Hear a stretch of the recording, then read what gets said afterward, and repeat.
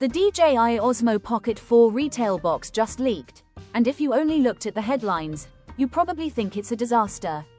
The internet is already tearing it apart. People are calling it lazy. They see the same sensor size, a similar design, and the lack of a dual camera setup, and they are writing it off immediately. But that reaction is a mistake. It only makes sense if you stop looking after 5 seconds.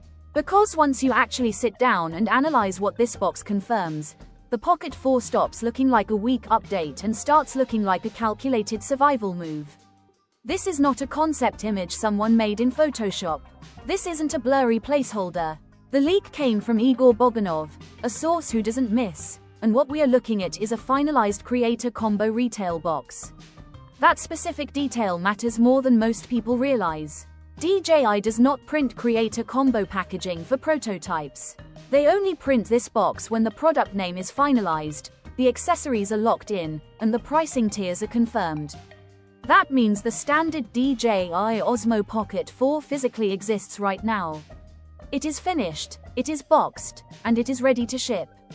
At first glance, the hardware feels incredibly familiar, and that is where the criticism is coming from. Yes, it still uses a 1-inch sensor. Yes, that disappointed a lot of users who were expecting a massive sensor jump or a pro-level camera array. But the box quietly reveals something far more important than megapixels. DJI has fundamentally changed how you interact with the camera. For the first time in the entire history of the Pocket lineup, we are seeing a dedicated physical zoom button, and right next to it, a customizable function button. These are not just cosmetic changes to make it look new. They directly fix one of the single biggest problems with the Pocket 3. On the Pocket 3, if you wanted to zoom, you had to use touch gestures on a tiny screen. Those gestures were messy, they interrupted your shots, they caused accidental taps, and they completely broke your filming flow. With a physical zoom button, your framing becomes smooth, controlled, and uninterrupted. You can zoom while recording without your hand blocking the screen. The function button takes this utility even further. This is about muscle memory. It's about being able to use the camera without looking at it. Imagine one press to recenter the gimbal, one press to switch follow modes, or one press to lock exposure. The Pocket 4 doesn't want to feel like a delicate gadget anymore. It wants to feel like a reliable tool, something you operate instinctively. That design shift shows up in the body itself. The Pocket 4 is slightly longer than the Pocket 3. That is not a random design choice. It almost certainly points to a larger battery. Current estimates put it around 1,545 mAh, which is roughly 20% bigger than the Pocket 3. In real-world use, this matters more than almost any spec upgrade on the sheet. A 20% boost means longer 4K recording at 120 frames per second. It means less battery anxiety when you are out in the field. It means less planning around power banks and more confidence to just keep recording. But the most important detail on this box isn't the sensor, the buttons, or the battery. It is a tiny string of text that most people ignored. It is the FCC ID OP041. That single code explains why the Pocket 4 exists in its current form and why it looks the way it does. We have to look at the legal context here. On December 23, 2025, new FCC bans on DJI approvals took effect in the United States. Any DJI product that didn't clear approval before that specific date now faces serious, perhaps impossible, barriers in DJI's biggest market.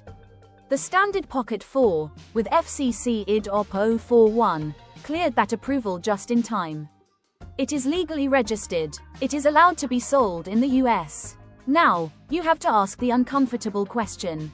Where is the Pocket 4 Pro? There is currently no FCC filing for a Pocket 4 Pro. DJI does not simply forget FCC registrations. That means one of two things is true. Either the Pro model wasn't ready before the deadline, or it cannot be approved under the current restrictions. Suddenly, those earlier leaks about a dual camera system make sense.